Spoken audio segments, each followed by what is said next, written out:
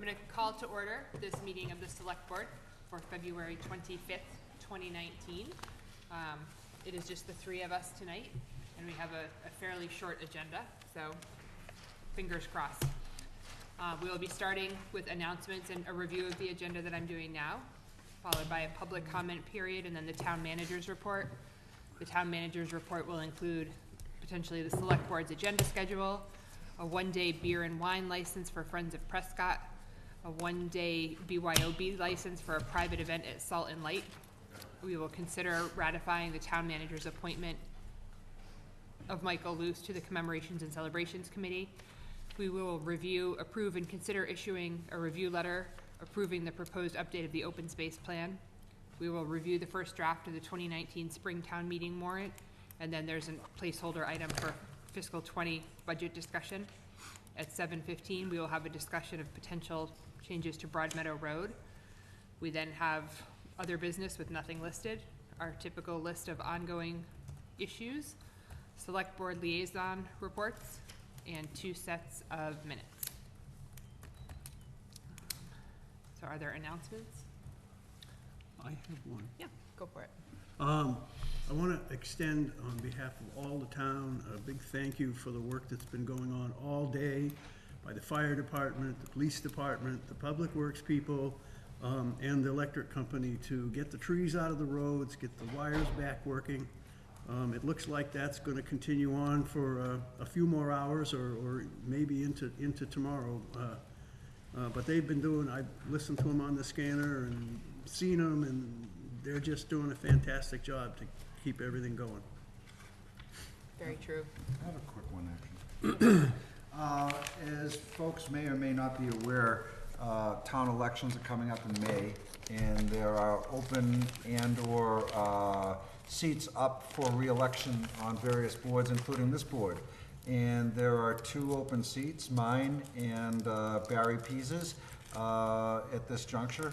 So if anybody's interested in running for this board or running for any other elected board in town, please go to the town clerk and seek nomination papers. They're due April 2nd. You need 50 signatures of registered voters in town to qualify for the election. Very good. Other announcements? All right. Any public comments or questions for us? Oh my goodness, I don't see any. We'll move on to the town manager's report. Thank you, Allison. I'd ask the board to approve a one-day beer and wine license for the Friends of Prescott for a fundraising event that they're going to be holding on May 4th, 2019 from 6:30 to 10:30 at the Prescott School. I assume they have all the appropriate paperwork and We training. want to bring it to you if they didn't. Alrighty.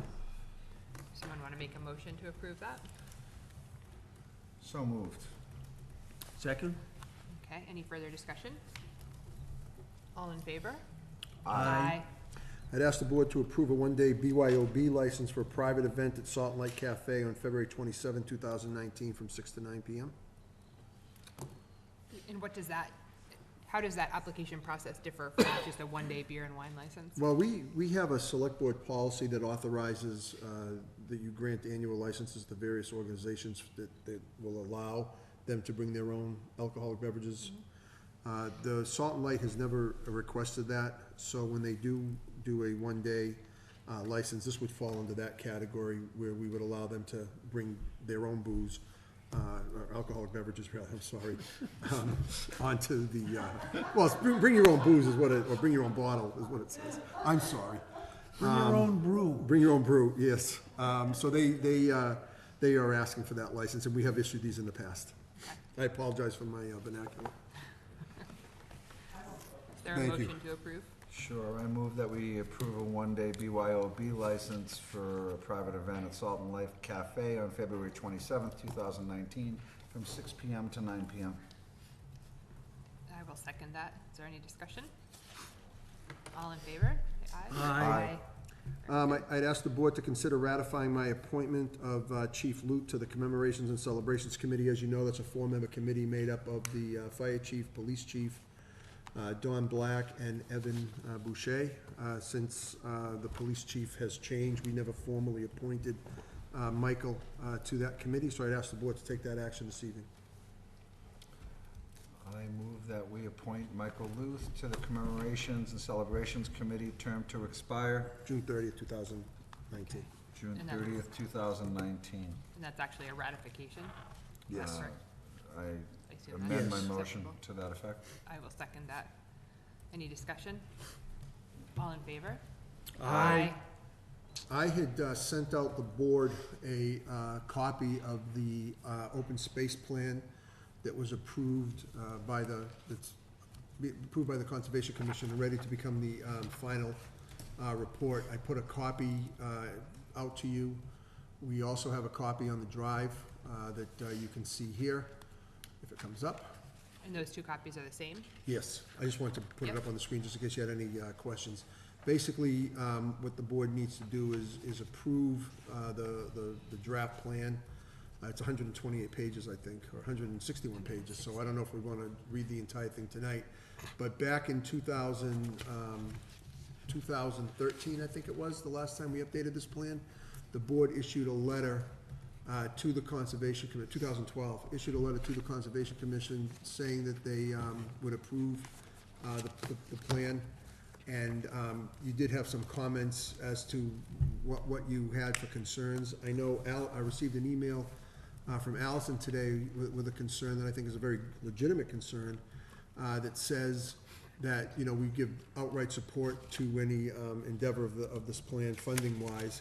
And I think Allison raises a very good point, which I will share with the board, that basically says that, you know, there are other competing interests. And so I would suggest, if you're gonna send a letter of support, that you would say that your support for funding is contingent on other priorities of the town. I think that's a legitimate concern. So if the board is gonna approve the plan, I would ask you to have that one caveat to the plan, and I will draft said letter and provide it to the commission with the board's approval, as I did back in 2012. Okay.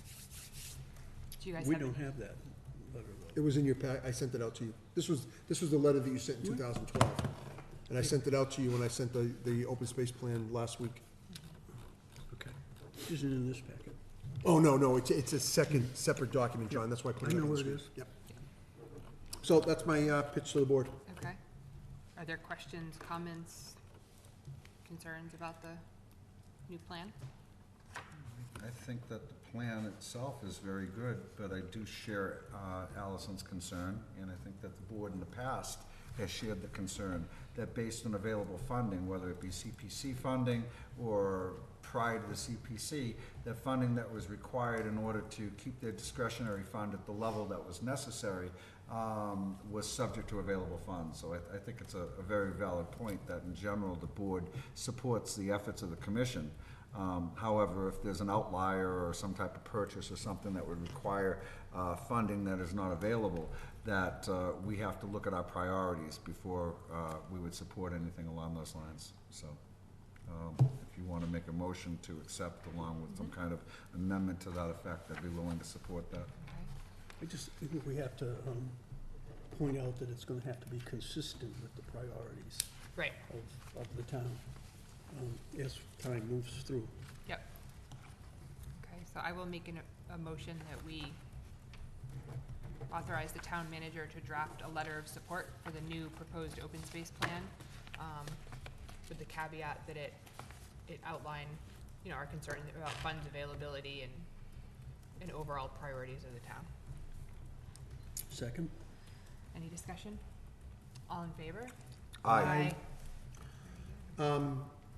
Thomas here, I'm not sure if the gentleman on Broad Meadow, Takashi's here, I asked him to be here to talk about Broad Meadow. The board had received a letter, I'll come back to the last two items of my town manager's report I think afterwards. we have 5 more minutes though Yeah, before this once is Oh. it's posted. 7:15. I could start talking about the warrant, but it's gonna take me some time to do it. But we could talk about Mr. Donald's concern, relative to the discharge of firearms bylaw that we have on there, but I think I told them 7:30. Okay. So. You ready to rock now? Sure. Come on up, do you mind we take this up first? This will be quick. Yeah, as long as everyone's here. How are you? Good, how are you all? Very good. Thanks for having me in. As you all may remember, back in the fall, we had an issue with a neighbor who received permission to shoot in his backyard, given by the chief. It was an unfortunate incident because frankly, we're, by allowing him to shoot in violation of the ordinances that govern distances for proper range activity.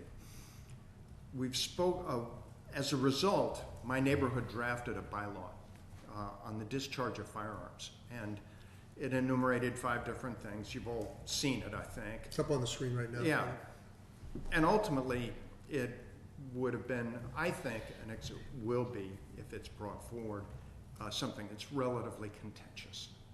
There's going to be a fair amount of blowback from the community that would be afraid that it would be restricting gun ownership and things of that nature. In any case, I have spoken with Chief Luth about this. With the proper application of the Massachusetts law, which currently governs Groton's discharge of firearms, which is a 500-foot limit, you have to have permission of homeowners within 500 feet of a property. There are very, very, very few properties within Groton that would qualify for that, for starters. Secondarily, we had an issue with the neighbor suggesting that he was interested in building a range on his property. I've spoken to the chief about this. He's spoken with the building Zoning inspector. enforcement officer. Didn't think that was a possibility within the town limits of Groton, because of hazardous activity being on the property, but secondarily, the 500-foot limit, and third, potential for a noise problem. Noise is an issue because the range for noise is half a mile, and the range for a lot of the weapons that this guy was using actually are close to that as well. So that is no longer an issue. The third thing I wanted to assure my neighborhood about was that the existing laws would be enforced. Chief Luth has assured me that there will be strict adherence to the laws that currently Groton has on its books. And as a result, we're kind of ready to put this on hold. Rather than have a fight at the town meeting, we'll let it go for the moment. We'll keep it on hold. We'll keep this in our back pocket. Should the need arise, we'll be back. But frankly, we don't see this as something that should be a point of discussion in the upcoming meeting. So I had drafted, as they had asked, a bylaw with the help of the neighbors. I put it in a bylaw form, as you saw when I sent it to you. So if the neighbors are no longer, and the residents are no longer looking for it, I would suggest we take it off the warrant. We can talk about that later when we review the rest of the warrant. Yeah. Is that fair? sounds good. Absolutely. Absolutely. Yeah, Thank you all for your attention. Thank you, Mr. Donis. Yeah, you're Nice to see you. Yeah. Let me just point out, there are ranges that people can go to in close proximity to the town. Fully aware of that. We have encouraged our neighbor to use them. And Well, I encourage all town folks who happen to be of interest in shooting and fishing and things to go to Westford, go to Harvard, go to Air, go to Kingsborough. I'm a shooter myself. I love to fish, and I Yep. do the same thing you were recommending. Thank you very much. Thank you Very very good. much. Allison, it's 7:15. I'd asked Takashi and Tom to come to the table. I asked them to be here tonight. We had received a letter from David Smith of Broad Meadow Road. We tried to invite him to the meeting tonight. We sent several emails to him and contacted him. Is that letter at the end of is it in our packet? Yeah, it's on somewhere, or is page it- 47. Thank you. So Mr. Smith had brought this to our attention and wanted, bless you, Don, and wanted something done about this. So I had sent it to Tom, and I told Mr. Smith and Tom, and I invited Takashi, because a lot of this will deal with the planning board as well, and land use issues, whether or not we can do anything to Broad Meadow Road. And one of the things Tom asked me to do, and I hope I did it right, where is it? I think I did it. Maybe I didn't do it. What are you looking for? I put the GIS map. It's up there. on it. It's There right was- after the There was one letter. somewhere. in Far there. right, the last one on the right. Right after the letter. Oh, it So is, it'd yeah, be but I also painted. Tommy wanted it up on Oh. the screen tonight, and I thought I had put it up here. And I had it all lined up with the overlays and everything else, but I guess I didn't do it right. So I'll get it ready. Tom, if you wanna start talking while I get this going for them. Okay, Broad Meadow Road, it's an ongoing issue. It's always has been an issue ever since we started. There's basically three the way I see it, there's three different options for Broad Meadow Road. I reached out to David Ross Associates. I forwarded Mark a letter. Did you forward that email that I got from them to the board? I don't think I did. So anyways, the floodplain, the way the floodplain is on Broad Meadow Road, and the type of soil, engineering alone is probably gonna be a couple $100,000. He said this kind of work is big dig work. You're talking retaining walls, major wetland issues, because you're gonna have to get down to bedrock to build stuff, or you're gonna have to drill giant helical piles down to bedrock to do stuff. Tommy, is this the section of the road right here that I have? That's the section, that's the worst area right So there. we're talking about this section right here, boy, this is the part that floods out when we have to close Broad Meadow. Right, and which by chance it is tonight. It's closed off? It's closed off Yeah. tonight. Yeah, we let the police know, we have a system, we let the police know, we let the school department know. So, in my opinion, that, unless the board really wants to dive into that, I mean, the gentleman received a letter, he saw the advertisement for Mass Highway, $200 million. Well, that's the entire allotment for the entire state. It's not our little piece of the puzzle, which is about $500,000, which we use for paving. So to use any of that money for engineering and stuff to try to attempt to find out how to pay for this, I don't think it's wise at all. And in the end, his last statement says, it's still not gonna address the issue of the water, we still have to dredge the swamp. So that's number 2 option, is to do the things we've been doing it all along, is we dredge the swamp. Mark, if you can go, or you wanna let me see the mouse, I'll do it. We did this about 10 years ago.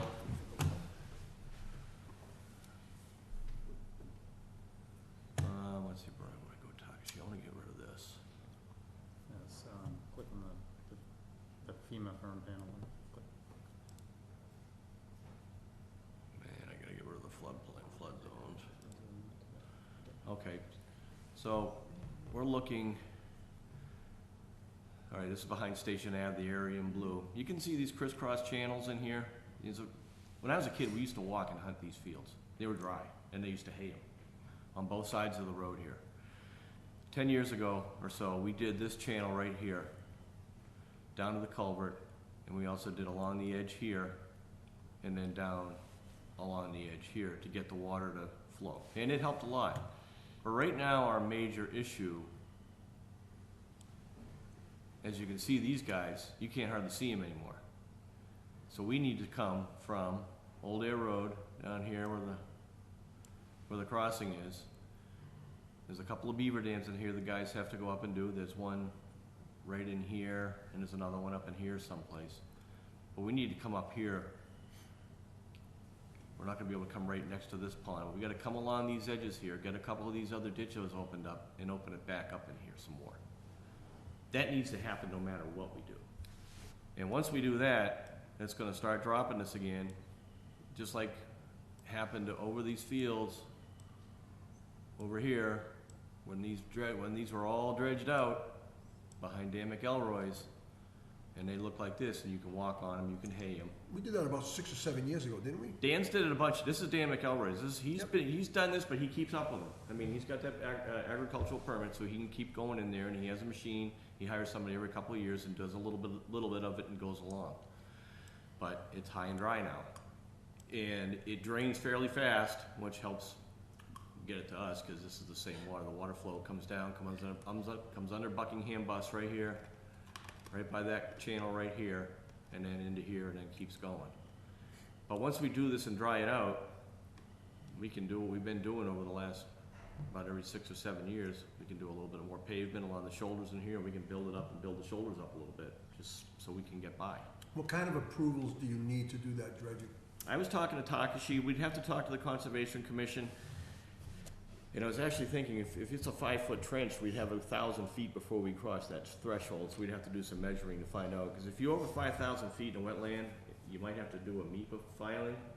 So I don't know if that's the case or not, because I don't know if they can classify it as maintenance, which it truly is, because you know what? You can see everything. I mean, they used to do these with det cord a long time ago. They used to just lay it in there and blow the stuff right up to the moon. Detonation One cord way to uses get those- there, I guess. They just fly everywhere. So, well, that's the story from the old timers that I used to work with when I started. I've talked to the guys on DCR, and they don't care about us coming in here along, working on the side of the rail trail and digging this stuff out. again, which would be fairly easy.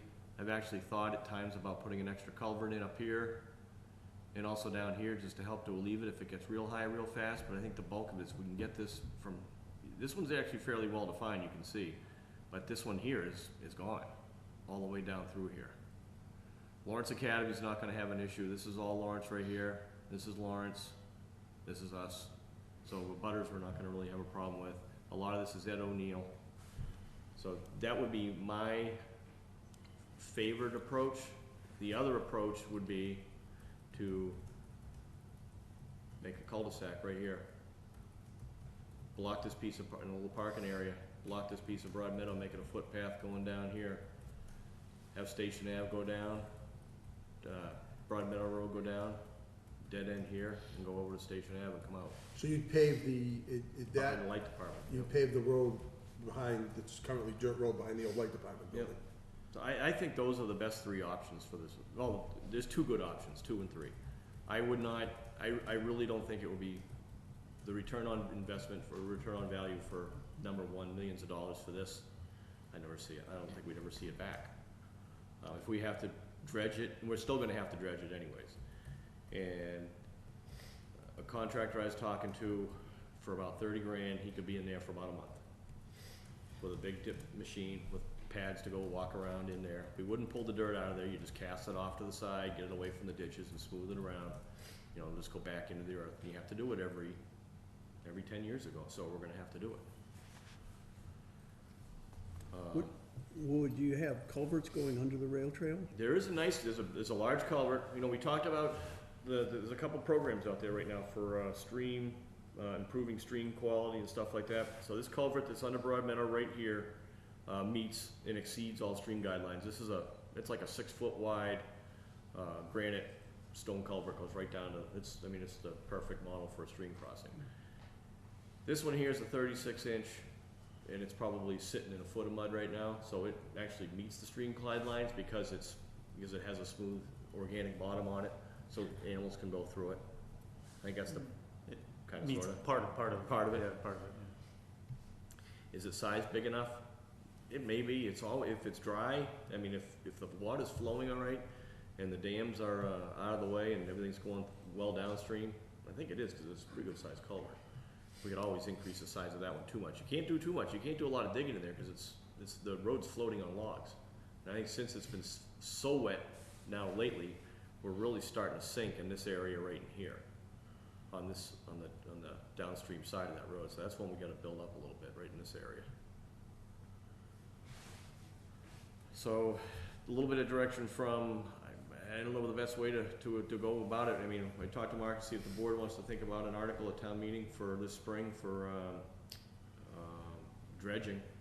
So you said you need about 30 grand? Well, and I would say probably bump it to 40 in case I have to do some high-tech engineering or some, or a MEPA filing is, I don't know how to do a MEPA filing. If we can get away with it with just a, Do we need Takashi to go to the Conservation Commission for approval? we both would, yeah. or have to. We haven't had any discussions with them yet, but,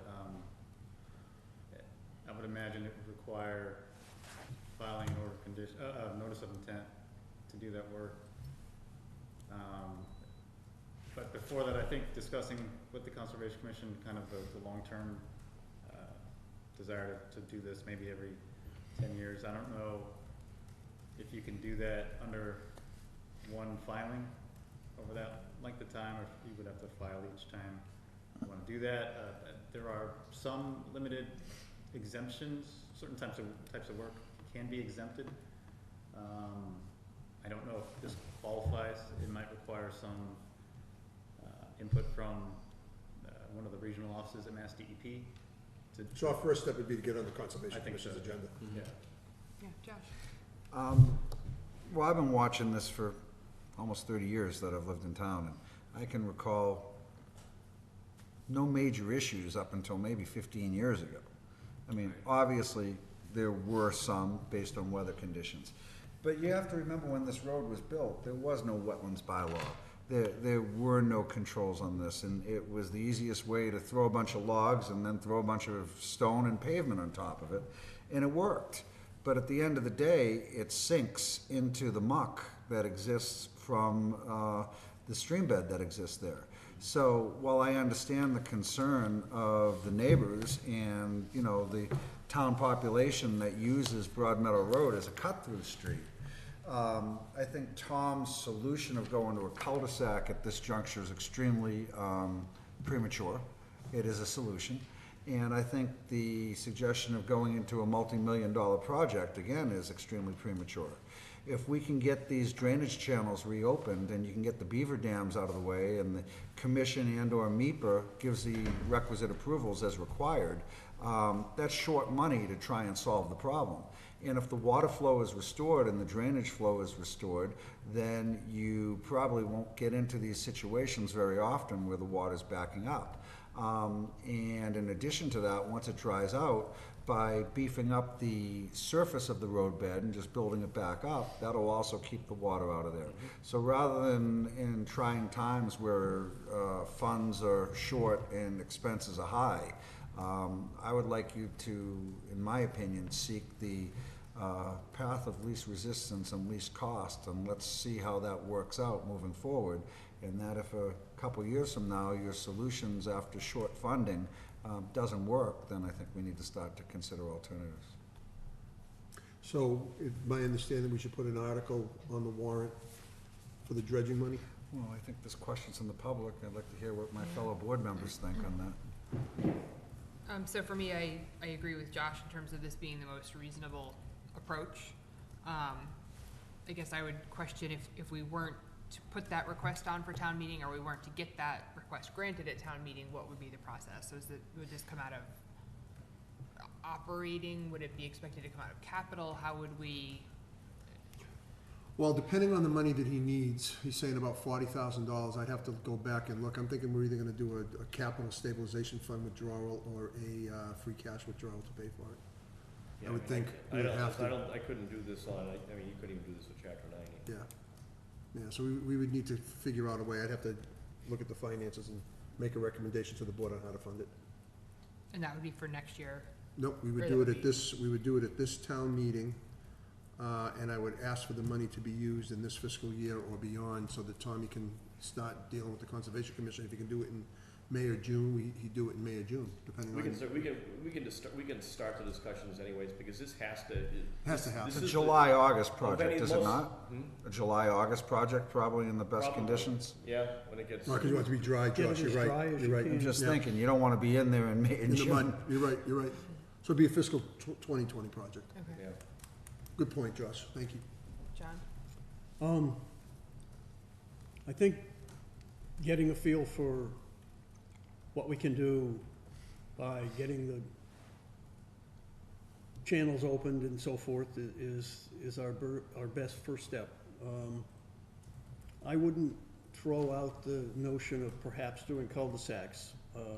At some point, I mean, I came up with the three ways I could see to make this, kind of make this problem, to solve this problem. Those are, you can make a walking path, but I know it's an inconvenience for some people. They go down there and they're like, oh, it's closed again. If it's always closed, then people get used to it, as long as there's another outlet. Right. That's why I threw that idea out there. Yeah. So I wouldn't, I think that has some merit, because it also would help with the issues of people coming down that road and then going like they want you to think they're going to the library, but what they're really doing is zooming right on through up onto 119, which is not the best intersection in the world. And it's not ever gonna change, because you've got housing right on both sides of it. We don't own it. That's still Lawrence Academy. And I can't rationalize, turning this into, another Zachem Bridge thing across there. I mean, we're talking a very significant investment to do that. And if you took that and divided it by the cars that really use it every day, it's gonna be a very expensive trip for each car. Because it's used, but it's not heavily used, except in the mornings. So that's where I'm at. Sounds good. Anna, did you have? I certainly, I applaud Tommy with his idea of dredging that out, and I think that there might be other opportunities to go along with that, in that this area used to be all agriculture, how Dan McElroy has reclaimed a lot of the property between Main Street and the Gibbet Hill area, how usable that is and accessible it is now to pedestrians as well. I think that this might be, you know, we can certainly keep this as a future opportunity to be able to use, the rail trail goes right past there, so this would be a perfect habitat for other types of wildlife that would benefit from the dredging that out but my question would be, does it go all the way down to I mean, that's all the James Brook Yep. that we're talking about, so It's all the way are along you the redirecting the James Brook, or you're just helping it go from one place to the other? No, it's just reinforcing the drainage channels that are here. You can see this, the one from Broad Meadows, in that green right here, and that's one of the ones, and that's really well defined still. It needs to be, Yeah. it needs to be touched up some, but then once you get to the other side of the rail trail, which we didn't do last time, and hasn't been done, I can never remember this site being done. And that's Lawrence Academy, right? It's a mixture, so this is, yes, this is Lawrence here, Lawrence, and then some of the stuff would be up here, because we'd wanna pick up some of this here. That's Groton. This is a trust of someone. This here is Ed O'Neill.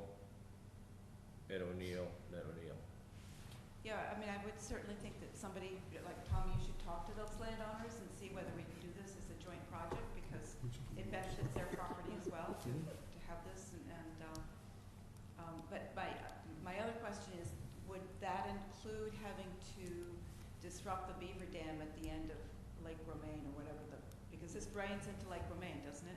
Right here, this thing, Is that, that's the end of Mayfield Drive. well, that's Mayfield, but there are two sides of the pond.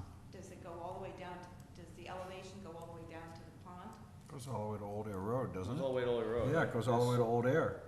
This is the only pond in the stretch, and there's a Right, dam. but we just have to consider what the consequences are of discharging that much more water down to Lake Romaine and the I don't know pond what Lake behind it. Lorraine is. That's the Groton Right, School Pond. Romaine used to be where Groton School, I go way back. Oh, it doesn't go to Groton School Pond. This doesn't go there. This water, it doesn't reach that side, so, This goes under and then, yeah, the Groton, the water, there's a watershed break, in this area right here.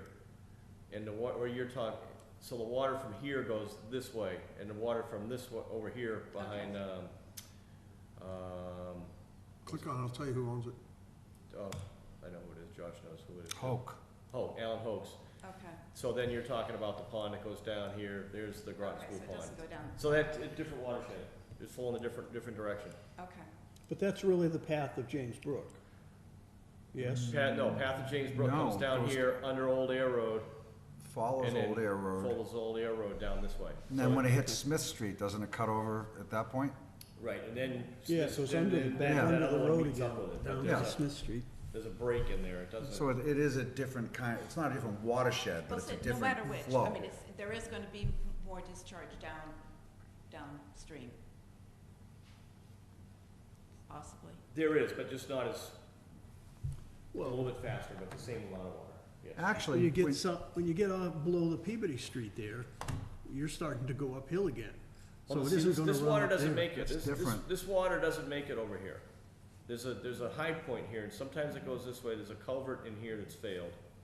And sometimes water goes this way, sometimes this water goes this way, and it goes up and it crosses and back into the swamp, and it filters through here, and then gets back over into here. But there's really, there's a physical barrier between, so this water coming, where we're gonna do the dredging really won't get to Groton School Pond. It'll stay over here and go down into the fields alongside of Indian Hill. To address Anna's concern, and Takshi, correct me if I'm wrong, if Tom was to hire somebody to dredge all that out, once it hits Old Air Road, it'll probably flow pretty well from that juncture. Once it gets down to Smith Street, it then crosses back under Smith Street and runs along the back and then enters, works its way over towards Surrendon Farm. Is that Right. a fair assessment? So initially, when you open these channels up, the water flow will be faster. But right now, it's still flowing. It's just the ground saturates and it oozes out. Now it'll free flow to a certain degree. Right. On larger storms, is that fairly correct? I think that's the idea. Yeah, and the stream's fairly well defined all the way down through here. You see where it goes. This is where it goes under Old Air Road down at Worthing Drive at Smith Street. It comes down, it goes under the rail trail again, and this is where the outlet for Groton School Pond, and then into this giant beaver pond, which is actually bigger than Yeah, Groton it School is. Pond. All come down behind Peter Cunningham's house, and then they go down. And you can see it's well defined down really through here well compared to what it is upstream in the swamp. We don't really have any flooding issues down there. So does the board want to vote to add an article to the warrant for this purpose? As at least a placeholder? Would we have to reopen the warrant? No, tonight's the night that you're gonna make all warrant decisions if you can add. Yeah, but isn't the warrant closed? It closed on Friday, but tonight's the first official night that the board is acting Okay. on it, so if you wanna add something, you could do it. Is 40 grand enough, Tom? No, we won't put a number in it yet. Let me dig around a little Just bit put a more. placeholder. But I wouldn't say it's gonna be any, 35 to 40 is probably gonna be dredging. It might be enough for the permitting too. Let me figure it out how much we have to dive into the permitting, maybe have a little discussion with Concom. Yeah, they definitely need to talk to Concom. I'm just gonna, I don't think any of this is rare species habitat. Yeah, it's all That's green. enlightening. Well, so the green That means is, we're good to go. So, the green is the area of critical environmental concern. That's where the 5,000 square foot threshold kicks in and triggers the NEPA filing. But, if you had seen the cross hatching there, that would have indicated rare species habitat. So, the absence of that cross hatching means that, we would at least not have to deal with the additional regulatory layer, additional permitting for rare species habitat impacts, so. But isn't this just, at the end of the day, considered routine maintenance of existing? I will, That's Well, the so question. that's a question that remains to be determined. I don't think you could argue that these areas are active agriculture in the same sense that Dan McElroy's property is active agriculture. So that, in my opinion, would be one point of argument that you would have to that the Conservation Commission would have to really wrap their heads around to decide if that really does qualify as an agriculture exemption. Roadway maintenance, I think along the roadways you could probably get away with it, but once you start working your way away from Broad Meadow Road, I don't know, again, if that really fits within the letter of the roadway maintenance. So. Take a stab at a motion. Go for it. Tommy, can I have my, I move that the select board add an article to the spring 2019 town meeting warrant for the purposes of seeking funding for maintenance of existing clogged drainage channels in order to drain the James Brook from the area surrounding Broad Meadow Road to the openings along Old Air Road. Funding mechanism to be determined and final amount to be supplied by the DPW director. Is there a second? Second. Very good. Any further discussion? All in favor? Aye. And Mark, can you follow up just with a response letter of some type to David Smith, letting him know that we're gonna move forward in this direction and absolutely. hopefully that will remedy his concerns. Let's hope this I mean, works. Yeah. let's get it in there as a We'll go for a few years. placeholder, you know, I especially get downstream, it. right? so to speak. Can we do 6, 8, that? 10? Yep. So instead of And your then, culvert between maintenance now and budget, then- this is something you're gonna have to look at as a long-term maintenance issue if you wanna keep Broad Meadow Road open. Yeah, exactly. So we're putting it in kind of like a placeholder at the moment. Yep. Yes. And, We can always withdraw it if we have to. Yep. so, We'll do some in the digging, near we'll term, talk to if the Concom. two of you can work with the Conservation Commission and understand just what we can do and what we can't do and where we have to permit and so See what their forth, feeling is, yeah. you get a better feel for the pricing and we'll get a Yep. better feel for how long it might take. That's good. Hannah? I just have a basic question about Broad Meadow. Do we know whether it is actually sinking as the years go by? It is Mm. going up. You can kind of visually see the shoulders of sinking, yes. Yeah. So we're gonna slap on some more pavement over that Eventually, section. it's gonna hit bedrock. Yeah, eventually. Thank you, Tom, thank you, Takashi, I Yeah. appreciate Thank you you, sticking guys. around for Might the take meeting. a duck boat to cross it. There we go. So, next on the town manager's report is the review of the first draft of the 2019 Springtown meeting warrant. I sent you out a draft last week. I also sent you out a draft this afternoon because I wasn't here Friday and an additional article came in. And then yesterday, town council and I spent some time going through the warrant and making his edits to it, to the warrant. So what I'd like to do is just go through the first. I think we need to take a Can I 5-minute ask for a recess. 2-minute recess, 2-minute please? Take a recess. 3-minute recess. We're gonna lose a quorum. Yep, you Right, can't- so we're- I do apologize.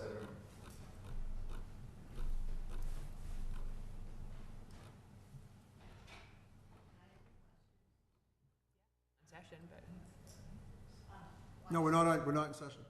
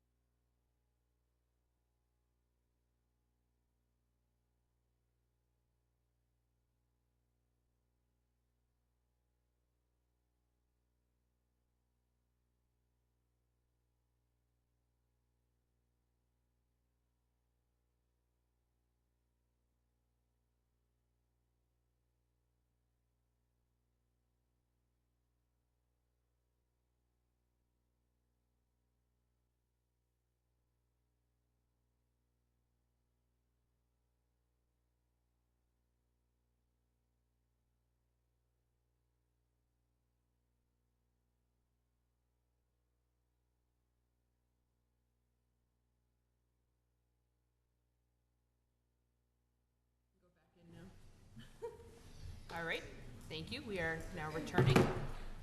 So what I would like to do is review the articles with the board, talk about, and then talk about some other articles if the board want to add or take off articles as we go through this. Obviously, the first one is the town report, which is an annual article. Article 2 is the elected officials' compensation, which has the proposed salary of the town clerk and the moderator that's in the budget. Obviously, whatever the finance committee decides will affect that number there. The wage and classification schedule will be updated and added to the warrant. This affects our 3 bylaw employees, and basically they would get the same, we would adjust the wage and classification schedule the same as the supervisor's union contract, which calls for a 2% cost of living adjustment in fiscal year 20. So that as Appendix B will be updated for that. Article 4, of course, is the operating budget of the Finance Committee and the Select Board and Town Manager. That's our annual budget article.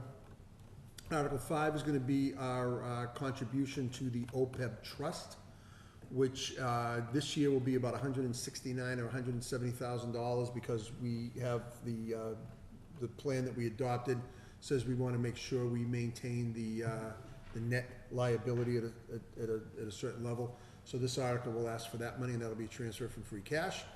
Article 6 is the capital budget that's proposed by the town manager. Waiting for final feedback from the select board and the finance committee on that, but those are the items that were in the capital budget. Can I just point out, Mark, on item 2 under there, it wasn't clear to me initially that that's a fire response vehicle. You know what happened is that I corrected that after I sent Okay, it out to you the first that's time. fine, yeah. The summary in the one that you have right now, Allison, is very clear. Okay. You're right, I had cut and pasted the wrong thing. Nope, that's fine. Yep, you are number 7 who noticed that, which I'm glad, shows people are reading it. So that's Sometimes it's good to put some low-hanging fruit and Yes. things like this. Article 7, which I should probably go back to the beginning of the warrant. Article 7 is the DPW facilities upgrade, and Article 8 is the library roof. If you go back to the beginning of the warrant, when you see the election, I'm going to be proposing to the board, depending on everything, and hopefully the board will adopt this, because only the board can call for this, a ballot question that would allow for a debt exclusion for both the DPW facility and the Groton Public Library roof. as an excluded. I'm proposing one question, it's up to the board to decide how you want to do that, but both articles as drafted, Articles 7 and 8 on the warrant, I believe it's 7 and 8, Articles 7 and 8 on the warrant, you will see wording in here, the bottom here, that says pursuant to a debt exclusion override of Proposition 2.5. So the board will need to make that decision. We'll put that on a future agenda. Yes, Josh? Well, are we gonna talk about this or not tonight? I'm giving you the warrant. I'll answer any questions or talk about anything you want to talk about. It's on the agenda. Yeah. So can I ask a question? Yeah. I'm concerned about putting a debt exclusion that, and you and I have spoken about this already, that commingles, so to speak, a library roof repair for the funds outside of what the CPC would have. So the town's portion of that would be, if my recollection serves me right, approximately $200,000. No, for the library roof, the Yeah. total project is $1,100,000, which is the Wow. new estimate. My numbers are way off. 300,000 is CPA money, so you're talking about 700,000 town funds. And we're talking about, what, another $4 million off for Yep, that? and we'll have bids in hand for town meeting. So what my concern is that by mixing the two questions, if somebody was to support the library roof but not to support the DPW upgrades, or vice versa, support the DPW upgrades but not the library roof, and they just decided to vote no, wouldn't it make sense to have two separate questions? up to the And that's board. just open for consideration, and I'm I had putting it proposed out one there. question, but whatever the board wants. Okay, I just wanna lay it out there. I'll schedule that for a future agenda item, because the board has to take that vote, because only the board can put that on the warrant. We can have that discussion at that time. It's a very good point. Just let me make a note to myself, please.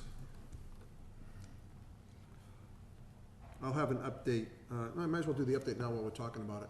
I was gonna do it under other business. I'm sorry, go ahead. With regards to the DPW facilities, there's gonna be a public hearing next Thursday, March 7th at 7 o'clock here in this room. We're gonna, Noah doesn't realize this, but he's gonna get a request tomorrow to cover that meeting. It's a normal planning board night anyway. But the building plans are gonna be presented to the building committee and the public on the plans. The way we're doing this right now is the committee hopefully will give it their blessing. They'll have a week after that where we'll advertise the bid on bid docs. Bids will be due on the filed sub-bids the second week of April. Final construction bids will be due the third week of April, April 18th, with town meeting being April 29th. So we will have bids in hand with exact budget costs for the board to review prior to town meeting. That's the job we're doing. But I wanna, Connie, if you could put something in the paper, we did do a public, we did do an advertisement, if you could do a little Yeah. blurb story that says on March 7th, 7 PM, the highway garage, the Highway Facilities Building Committee. March 7th, 7 p.m. Yep, here in this room, we'll be holding a public hearing. Thursday the 7th, yep. I will make sure that that's boxed. Thanks, appreciate it. So that's not coming before this board again until we get to the point of Correct. actual numbers and Yep. town meeting. And Right now, I want the building committee to sign off on everything, and then we'll bring it back to the board for you to discuss and debate and decide. Yes, John? I think Josh makes a good point on the library roof. Yep. Because in here, it only talks about it in the CPC section. Right, and that's just a little piece of it. Correct. And do we have the vote of the town to go forward with the rest of it? If not, where are we gonna get that? That's a good point. And so I think making it separate, I mean, you'd have two, one for the CPC expenditure Yep. and one for the rest. Well, yeah, this article will basically appropriate the amount of money that the town needs, that the town would support. So you're absolutely right, because if you go ahead to Article 11, you will see Down at the end. near down at the end here, Proposal F is the library roof restoration. Right, Now, that's probably gonna be a little bit less than $395, because that was the original application to the CPC.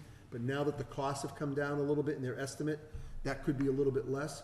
But whatever the town appropriates, whatever the total project cost is, we're only gonna appropriate our portion, not the CPC portion.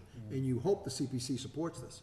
Yes. If they don't, then the town will have to fund the entirety of the project. well, it's really the voters supporting that particular Correct. CPC Well, expenditure. Actually, the first step is the Town CPC. No, The Community Preservation Committee has to vote to put that on the warrant. Right now, that's a placeholder. Oh, I thought that had been done. No, no, no, no, and Okay. I was gonna talk about that, John, when I got Okay. to that, I'm glad you brought that up. These are all the projects that are before the CPC right now. They have not made their final determination on amounts or anything, but I, preparing the warrant, I put it on as a placeholder, and we will take off whatever the CPC, because only projects approved by the Community Preservation Committee can go before the town meeting. And that, they are the keeper of the So money. if the CPC was not to move forward with the application funding recommendation to town meeting, then the cost to the town would be the entire amount. The 1,028,000 estimate, it could be more or less depending on what the bids say. So that We'll have further exact cost. reinforces what I was trying to say about, in my opinion, going I to two agree. There should be questions. another article on here. That's all I'm And suggesting. it should be for Well, the it's a full amount. question. Well, Question. this can, John, this article can be for the full amount. Okay, Okay, so if the CPC comes back and says, listen, we only have $200,000, not 390 or whatever, we're only gonna recommend 200,000 towards it. This article will be for 800,000. If they come back and say, sorry, we can't fund any portion of it, this will be for the full amount. So this article gives us permission to spend the money toward that, Correct. and then the debt question would give us permission to tax and create the revenue It's to a support twofer. this spending. Yeah, it's a twofer. This article and the debt would have to pass in order for you to Right. spend the money. Correct. Okay. And that's, we wrote it specifically for that reason. Both that, Article 7, the highway garage, has that language, as does Article 8. Yep. But Both you of s- these articles are contingent on a debt exclusion of 2.5. when you look under the summary for the library roof preservation under CPC, there's some discussion about a capital project request for 1.125 million. Yep.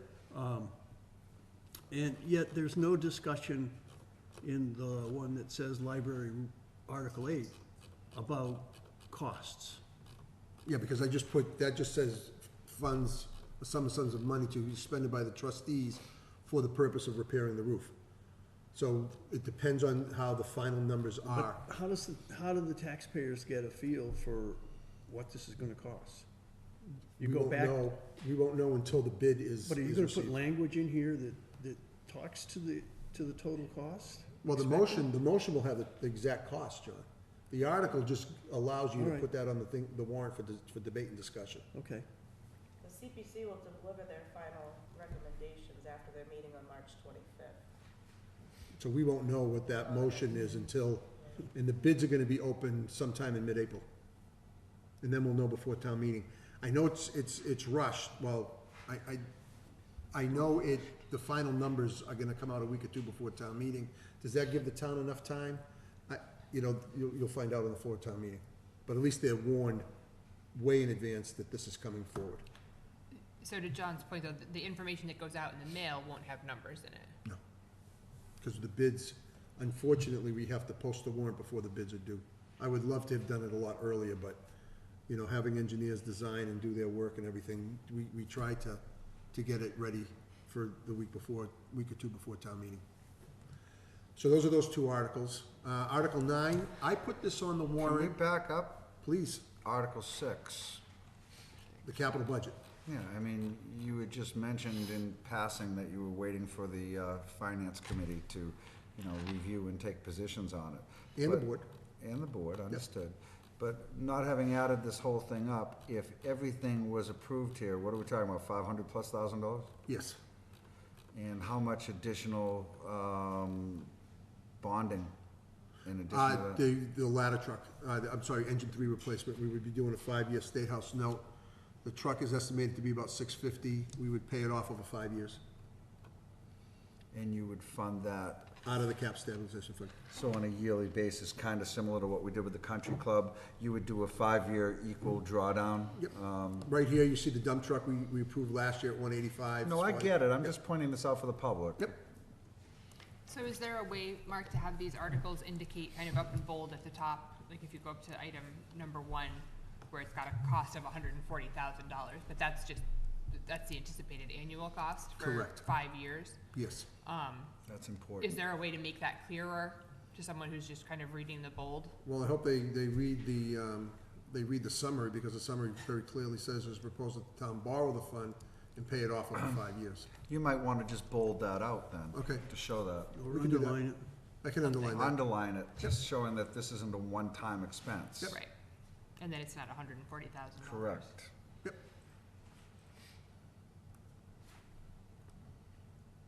Are there questions, Josh? Or No, John, no, on no, no, any I of the just things? wanted to head back to that quickly. Thank you for going backwards. No, that's what I'm here for. I want to take as much time as the board needs. Let's go forward, Steve. Okay, Article 9, I put this on because last year we went to town meeting and said we're gonna adopt the local room occupancy tax and make it 3% the first year, which was July 1st of this year.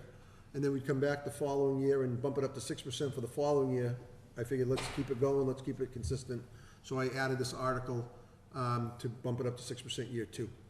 I put it on there. If the board wants to take it off and wait until the fall or next spring, that's up to the board. But I think consistently, consistency-wise, and what we told the town meeting last year, we should probably do it this spring. And this is also what we told the Groton man. And I talked to John Amaral about it. He's fully So understands. it's consistent. Absolutely.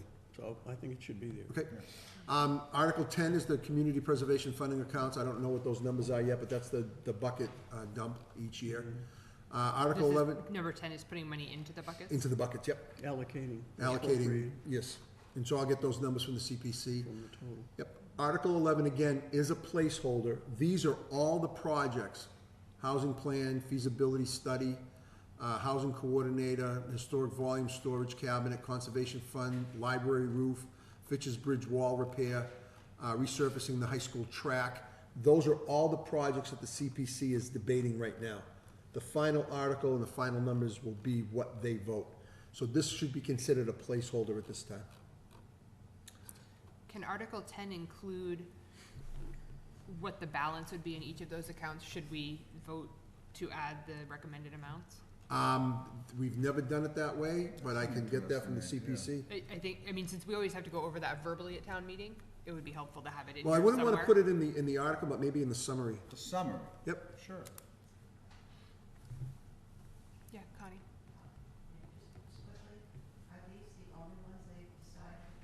Those are the only ones under consideration. Those are the ones that made the deadline. They haven't taken their final positions on them yet. This is what they gave me. I'll check. It's regarding the Groton Cemetery. Oh, I'm not aware of any other projects that they have. This is what, I got this directly from the CPC. So we'll have to follow up and see Let's if. follow up on, Yep. and make sure that there's nothing Check else with that's Sam sent. tomorrow, make sure there's nothing else. Written and it's gone through the Historic District Commission Okay. for approval. So I just thought I'd Um, mention. Question, under CPC Proposal H, for the resurfacing of the track. Yep. So, I'm a little shocked to see this in here already on a school that's fairly new, not brand new, but fairly new. So, what my question really is that I do know that the organization that was looking at putting the sports turf field in, and doing the fundraising for that, I don't know how their fundraising's going, I don't know how that project's moving That's- forward. Still alive and active. Okay, so that's my point. In the event that they're successful with being able to raise the funds to do a turf field, that would go fully in the infield Correct. inside this track This is separate from- regardless? this is So this separate. would have to happen This either really way? should happen Is that- afterwards. Right. So the last thing I would wanna see happen is to go ahead and do this, and then have to cross that track with the heavy equipment that's required in terms of doing that. I would have a major issue supporting this at this juncture. As would I. And I'd love to get an update in terms of how that organization is doing in their fundraising and how long they think it's gonna take to finish. Because, it's just, doesn't make sense to do something like this if it's gonna happen in the next couple of years, that's all. And if there are short-term repairs that need to be done to the track to make it safe for the athletes that are using it, then I'd like to see what those numbers would be. And that's just something I think that is worth our board sharing with the CPC. Okay, I will find out. I don't know if you fellow board members agree with that. I do. It's not that I'm against this. No, by any no, it's a means. very good point. It's a very good point. Article 12, I don't want y'all to flip out the town of Groton. isn't incurring $3.7 million worth of debt. The district is, and it requires a majority of the towns to approve this project. Groton's share, if this passes, as you know, we talked about this when we did the budget, is $37,000 annually. So a Can we majority add- of the towns have to approve this article. Can we add that information to the summary? Yes. That's, when I looked at that, I said, gee, I know we're not gonna pay all that, we're gonna get assessed a piece of it. Okay, just remember, I will add that, but the summary that's here is, this is the way they submitted their article. I will write the summary and I will clear it with them, because Yep. it's their article and I don't wanna step on Right, toes. we don't- I can do that. 37 grand for how many years?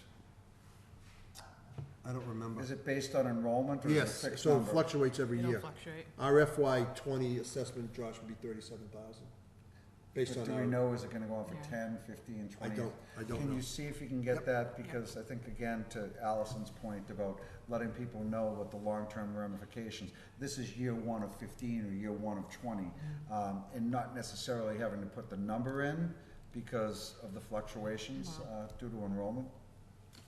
Yeah, I mean, I would say making a note that it will fluctuate and that the fiscal 20 impact is Just 37,000. Yeah. That what we pay of it is Right. gonna be over X years, and it's Right. gonna be driven by how many students we have enrolled. I can't see why we couldn't add to the summary. I just wanna make sure it's verbiage to okay that with them. effect. I'm sure this is a generic one that went out to all of their members. Yep. How many towns are there? 8. 8? This article is submitted by the Commission on Accessibility. They're probably looking for about $50,000 for improvements. As you know, last spring's town meeting appropriated $15,000 for us to conduct a feasibility study of our buildings and what we needed to do, an evaluation, self-evaluation and transition plan. So the cost to do this, after being reviewed by the building inspector, myself, the Public Works Director, and our ADA coordinator, we think there's about $50,000 worth of improvements that will bring us in compliance on all of our town-owned buildings, with the exception of the Prescott School, which we left off of this. This would take care of the town hall, country club, library. We don't have to do anything with the senior center, obviously. Highway garage, we don't have to do anything. Legion Hall. So we think it's about $50,000, or $60,000 rather, I'm sorry. So we're gonna be seeking this funding at town meeting to institute the plan. So Can you- someone's gonna write a summary that helps people understand. That's the summary that they wrote. John's got a different version that doesn't have that. This is the version Yeah, that this came is- out yeah. last, Yep, about 4 And o'clock. I updated it, nope, this is the version that went out at 4 o'clock. No. Yes. Because the only reason that's on the warrant is because I sent it to Dawn at the same time I sent it to all of you. Funding mechanism for this? To be determined, Joshua. I will have a recommendation. Wait a minute. Can you put into the summary, Mark, which buildings will be impacted? Yes. And that it would bring them into full compliance?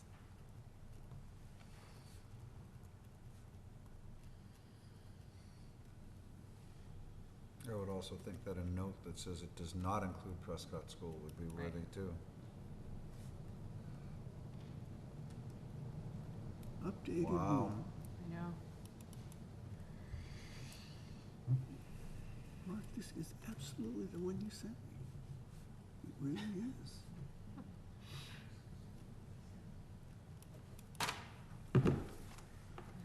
Article 14. Hold on one second, Allison. Yep. Please, if you bear with me for 1 second.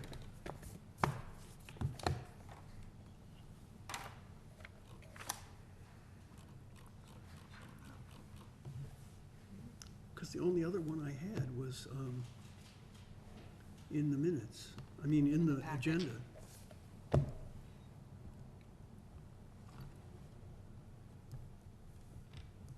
What article we on? 13.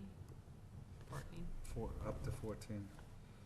I would also like to request that you advance Article 14 to earlier in the agenda to make sure we get to that in the first night, Mr. Town Manager. But I'm is it sorry. the one you sent me? That's John.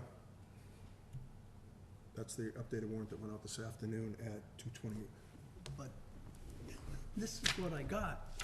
I don't know how you got it, because that's, I'm showing you the email I sent you. Maybe we Okay, can I'm straighten looking that at out it. later. Yeah, We you will. know, this is something you guys can handle offline, Yep, I we would will. think. We will. Thank you. Article 14 is the ticket tax article. I sent the board an email because you had talked about a license, and town council said that we cannot do that. You could charge $100, that would be the license, the entertainment license for the year that the law allows you to do, unless we want to increase that to $100,000, but then the guy with the pinball machine at the Groton Sub Shop uptown would have to pay the same fee. I don't think he wants to pay $100,000 for that. So we need to leave this article on the warrant. But this article isn't finalized at this point, correct? It's, It's still, this is what we have as of now, Right. Allison. If there are gonna be I changes find to it, we'll make Yep. changes to it. okay. So again, I would request that you move this up in the numbering. Where would you like me to put it, Joshua? Somewhere where it's gonna happen the first night of town meeting. What is the importance of that? In so much as I am the chief proponent of this article and would like to be able to be the presenter, I would like to be able to do it on the first night, in so much as I will not be at the second night of town meeting. Very reasonable, thank you. If the board agrees, I think right after the library roof, make it Article 9. Can we put it in with the meals tax increase? Oh, that's not a In that- bad idea. No, the local room occupancy, yeah. Yeah, So I was gonna say make it Yeah. Article Yeah. 8, and then Yeah. this will be Article 9. We should be able to easily get to that in the first night. don't Oh, I even would say hope that so. out loud. We may be able to easily be able to get to that in the first. So I'll move the ticket tax to Article 8. Thank you. Okay. I was Jumping, look- I'm I sorry. was looking at the agenda version. I'm okay. Article 15, Yep. Article 15 is the stretch code, which the board voted to put on. So that starts the process to become a green community. This is the way the stretch code will be. I put it in as chapter 168 of the town code, and this is what the state recommends. Article 16, this is something we need to talk about. I put this on as a placeholder, and I probably should schedule an agenda item for the board to discuss this at length, because I don't know if I'm in favor of this. This is But, like an Airbnb thing? correct. And this would be to determine whether or not we're going to start charging a fee and collect a fee for these types of rentals. Right now, I'm in the process of doing some research, or actually, I should say, Dawn is in the process of doing some research for me to determine the number of facilities right now in the town, and in order to determine that, we're looking at various advertisements that are out there, Airbnb, anything out there for short-term rentals, because this is anything greater than a week, less than 29 days, or 31 days. That's what determines a short-term rental. Anything greater than 31 days is considered a long-term and does not apply to this law. So I'm trying to figure out what this is and what the amount would be. So I did ask town council to draft this so that the board would have it as a placeholder on the warrant. So I will schedule this for our March 11th meeting and hopefully have some information for the board to debate as to whether or not you want to even leave this on here. yeah. I think it would be helpful to understand who would track this and how it would be enforced and, Yeah. and that piece of it. Oh, absolutely. And I assume that goes hand in hand with the next one, which is the zoning bylaw. Yeah, you'd have to, Some you'd of have to that's set the in the zone detail, that it would work, where short-term rentals would be allowed. And this is our recommendation in what zones we'd allow it. And on that one, I would need clarity as to why it's not permissible in RA, but it is in RB. Well, because we considered it a business, and that's just a recommendation. The board can Yeah. make it available in Yeah. all zones. Yep. Did you have questions? Yeah, I read through this, and I'm not sure how I feel about this at this point. Yep. But the one thing that under 157-7, under the community impact fee, I think you should make that fee consistent with the room occupancy tax, which is going to 6%. I don't think you can go more than 3%. I think 3 is the allowed under the I law, think that's all the Josh. state law Really? allows. That's the max. Can you look in, okay. No, no, that is You the may- max. Okay. Yep. That's my Because it recollection. No, just, you're it 100% kind of, if you're charging, 6% at a room at the Groton Inn, it just made sense to me, but. Yep. All right, thank you. All right, so I'll schedule this for the meeting on the 11th. Where does it talk about it being more than a week and less than 27 days? Or is that in the definition at a state I level? thought that was or under the something? zoning. And if you look in the zoning bylaw, Allison, it says right here, as rental that is not more than 31 consecutive calendar days per occupant. Gotcha. Then maybe we need to either do that first or put that explanation Reference it. in the previous article. Yeah, and tie it into, Yeah. you know, the short term, the date, if that a week or 2 weeks, I've heard both. Yep. Yep. And that's A, B, and B doing their thing. But you stay longer than that, Right. So Article 18, that's assuming the board's gonna go through with this. I'm probably gonna recommend that you don't, but that's just me, but we'll talk about it then. Article 18, this is something the planning board has been working on as promised from last year when there was a citizens petition article to deal with off-site, off-street parking. This is the planning board's recommendation for that. They've already held a public hearing on this article, and this is the article they're recommending. We'll make sure that they're here at your public hearing on March 18th. What was their vote? I think it was unanimous, Josh. I believe. I'll double check. I know what situation Oh, yeah. this was. Yep. Article 819, this is an article submitted by the planning board, some housekeeping changes that they need to correct in terms of some typos in our bylaw. The word massive should have been massing, so it's kind of important to get the right word in the bylaw. So this corrects a typographical error. And they changed elderly housing in the state law to age-restricted housing. So they want to make sure that we update our bylaw to, it's the same, nothing's changing. Yeah. But it's just use clarifying the the right term. Yep. terminology. Article 20, this is an article submitted by the Conservation Commission for forestry activities. They want to be able to enter into a long-term arrangement greater than 3 years with a contractor. They're going out to bid. They'll have a contractor hired by then. So we want to make sure that they have the ability. You remember last year, we had the farming one at Surrendon Farm to grant them 10 years. Right. This is similar to that. So they currently have this rate, but it's in a 3-year? Correct. Chunk? Anything greater than Okay. 3 years needs town meeting approval, so that's what this article does. Article 21 is coming off the warrant. So I spent time writing the article, and I'm gonna take the article off the warrant. But I'll But save you, it. but Do you you got need a a night of motion town to that meeting back. effect? Yeah, why don't you make a motion? No, actually, no, I put it on, I'll take it off as a placeholder, so I'll remove it. Article 22, discharge of water onto a public way. This is something that the Public Works Director has submitted for an article. We'll make sure he's at your meeting on the 18th to present it and why he wants to do it. Article 23 is the town manager submitted this, and I'll go with what the board wants, one way or the. So back on 22, Yep. there's no current rule about discharge of water? No, there isn't. That's why he wants to do it. I know think it there's a should be- current rule about discharge into existing waterways. But not onto public ways. Not onto public ways. There was an issue of people putting it into the sewer Yeah, Yep. I system remember and many, so forth, a and that's while no ago. longer allowed. That's not allowed. Right. But But- you can pump your basement out Dead end and and just into the run the road. hose out to the street and let it go.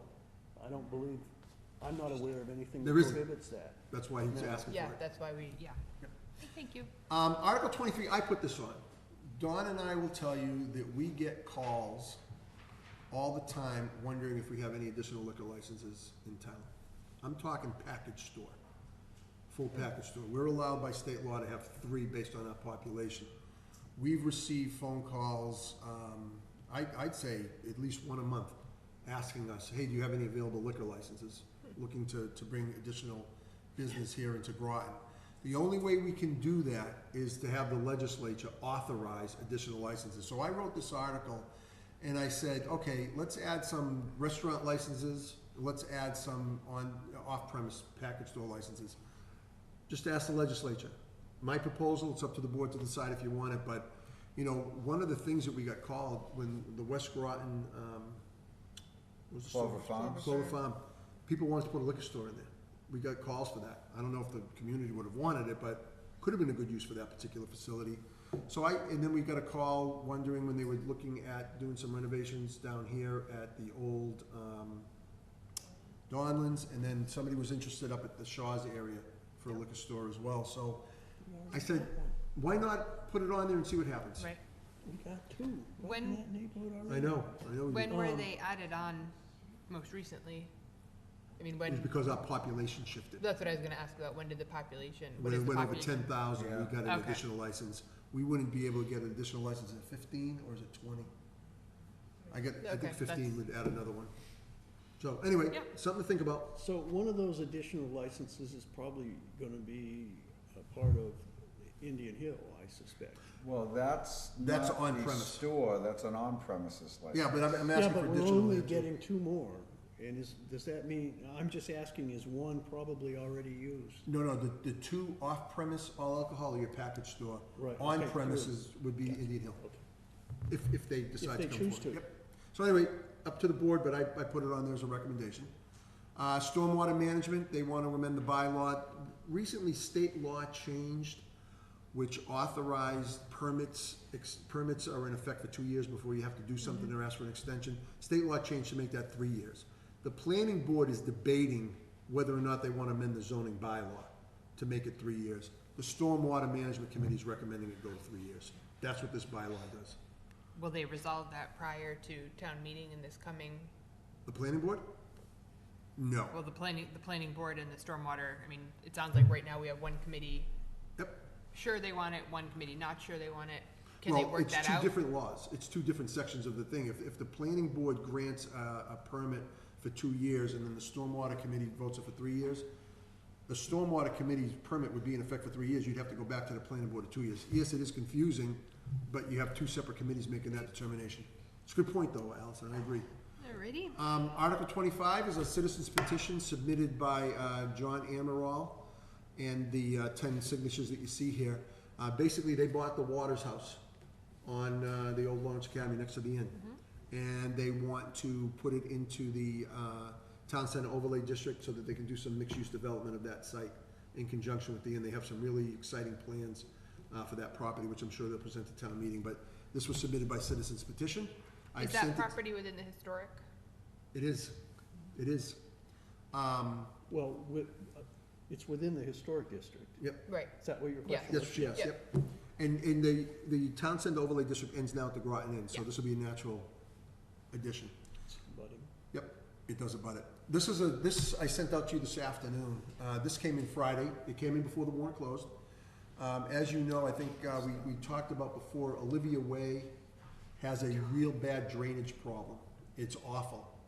And so the residents there want to be able to use conservation property to help offset some of that drainage, and they would need a permanent easement in order to do that. They have plans, as you can see, that were just recently done by Land Realty, Land Engineering Environmental for the Reedy Meadow LLC, which is called the Reedy Meadow Estates, which Olivia Way is a part of.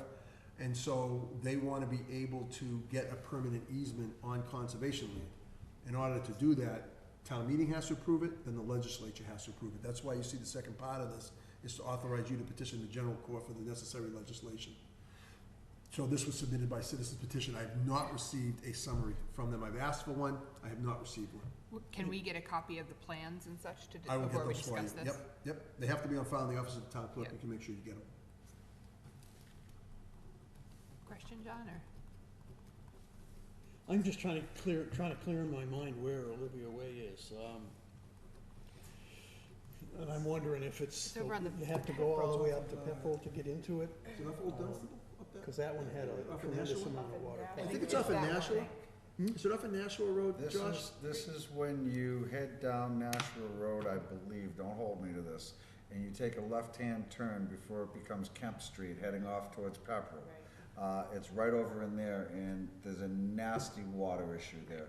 It's always been a nasty water It's issue. between Pepperell, it's, And- half of it's in Pepperell, half of it's in Groton. Yeah, but the bottom line is. One article I saw said that, In my opinion, this was developer-created issue, and it should be a developer-created solution. yeah, Well, part of the However, that solution, doesn't negate, as long as there's no cost to the town, there wouldn't be. then I think the solution, let's see what they propose. Plus, the planning board is still holding a major bond on Yeah. Olivia Way. But I do think that this was created by the developer. Absolutely. Did you have another question? no, I had just seen one article that suggested the part that's on the other side of the street, which is part of the development, is contributing water flow to go Yeah. down into the other side of the street, which, as Absolutely. Josh says, is Yeah. somebody's got a bad plan. So Articles 27 through 36 is the consent agenda. These are the annual articles that we put on every year, line item transfers, the one that I talked about, appropriating money to offset the snow and ice deficit, which I talked to the Finance Committee about, which I'm gonna talk to you about in about 5 minutes. Article 29, water enterprise, sewer enterprise, cable enterprise funds, Prior year bills at this time, there aren't any bills, but we always leave it on here. Debt service for Surrendon Farm. Establishing the limits for the various revolving funds here. Could you help me understand what we're limiting? What ends up happening is the funds have to have a limit on how much money can be in that fund in each year. At the close of the year, anything in excess of those amounts gets turned over to the general fund. Okay, so it really isn't a spending limit. It's a retention. Yeah, but this is, the state law calls it a spending limit. This is right out of state law.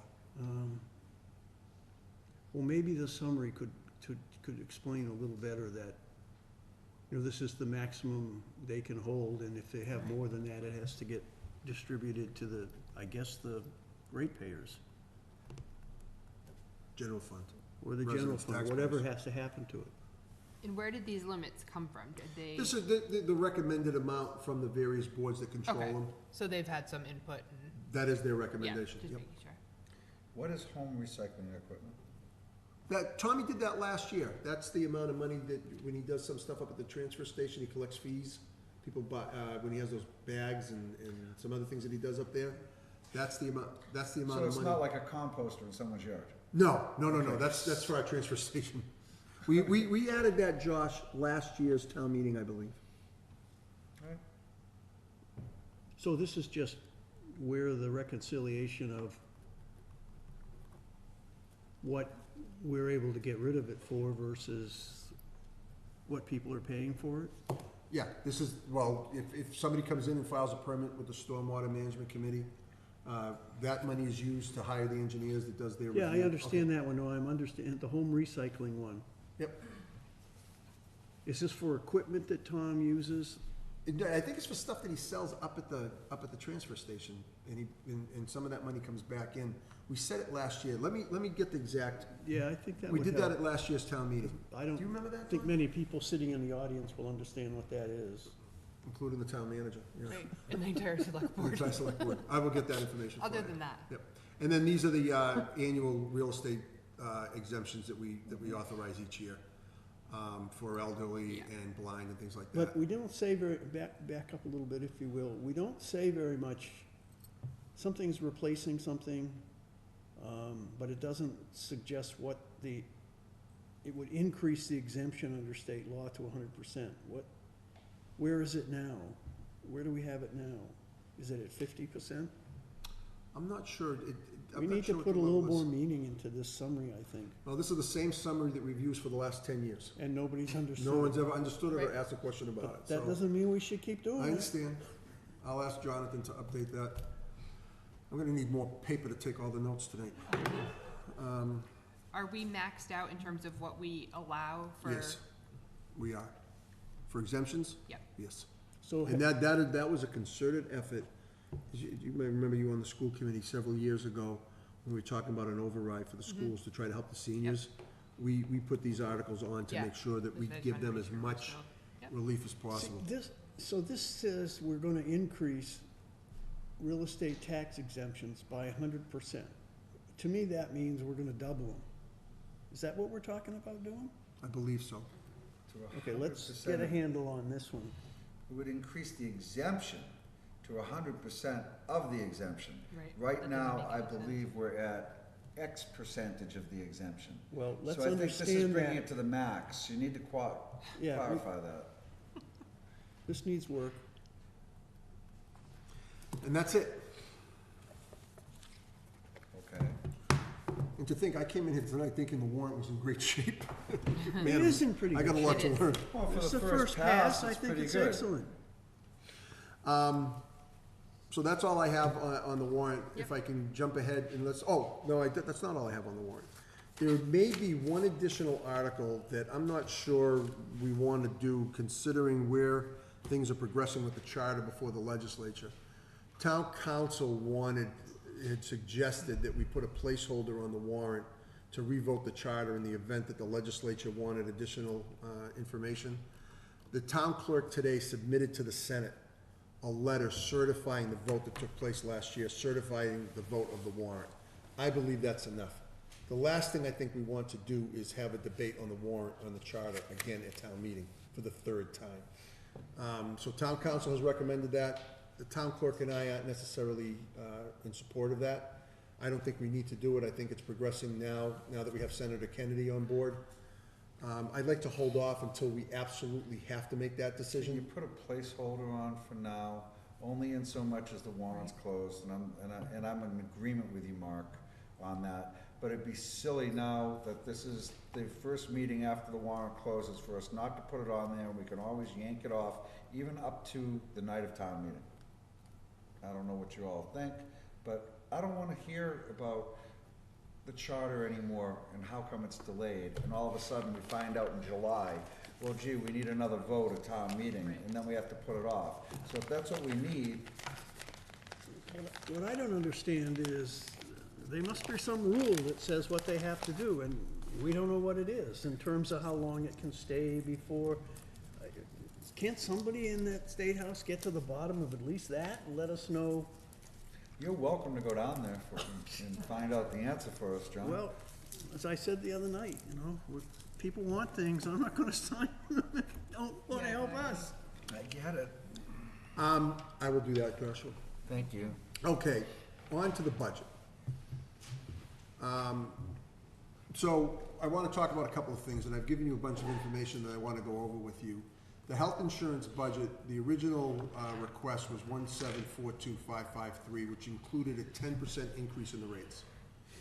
The actual rates came in at 7% blended rate, which means we need $1,701,594. So there's a difference of $40,959. In addition to that, the 2 firefighters that we hired in the fall, we had put in the budget in the fall in anticipation of hiring them, $40,152. So there's a potential savings in the health insurance budget of $81,111 based on that information. Yes, John? I have a question on the 2 firefighters carryover. Yep. Is that net of the fact that one of them didn't take insurance? Both of them did it. Both of them said they're not taking insurance? Correct. So it's the full amount? It's a full amount. Okay. We had put that in. The and- full family The amount? full family amount, Okay. and just in anticipation, neither one of them took health insurance. So I guess you could say, Josh, there's 2 vacancies in the health insurance budget right now. I understand. Okay. So the savings is $81,000. There's potential liabilities, could happen if you decide to go forward with 2 firefighters, which you're gonna get the report, which I'll talk about in a little bit. We currently had a new dispatcher come on board to replace a single plan to a family plan, so I have a $12,918 liability that I know is happening. One of our dispatchers retired, and they go from 70% to 65%, because they're under 65 years old, so they get a retiree plan. So we need to budget that $18,619. And one of our firefighters, who's currently on a single plan, is getting married. And I had a joke about that, but I'm not gonna say it. So the new retiree, Mark, is that full amount? Yeah, change? that's the full amount. That's Yeah. the increment to go from 70 to 65? Correct, correct. And I'm leaving the full amount in there under the regular plan because I'm gonna hire a replacement. They may take the family plan. So bottom line, Wait a sec. yes. The new retiree, the dispatch. Yep. You're carrying at $18,619. Because that's the 65% share of the plan she's on. So you're saying that's a $24,000 plan? Yeah. That's the 65% level. Okay, I thought we She's typically under carry Medicare. 20. Oh, no, hold on. She's below. That's the town share. That's the town's 65% share. Right. $20,100 is 70%. 18,000 is 65%. It's only 5% shift, Josh. Okay. It used to be greater when we were 80, 65. All right. Now it's only 5% gap. So this is a family plan? Yes, yep. So bottom line is, I don't wanna touch health insurance yet. I wanna leave it at the 1742553 for now, until you make a decision On the two- on what you're gonna do with the 2 firefighters. Understood. And then you have a potential savings of $40,152 in that line, because you don't wanna carry vacancies anymore. I understand. But the other $40,959, I need for these reasons here that I outlined. These 3 reasons here. Does that make So- sense? Could you, where it says the first time it says 2 firefighters carry over. Yep. You know, put whatever we did, whenever that decision was Right. made, to Sure. bring those on board. Sure, And then put proposed after the 2 down here, sure. because it, Yeah. somebody looking at it might wonder, what do you mean 2 there and 2 Which here? firefighters Yep. added when, Understood. Right. you know?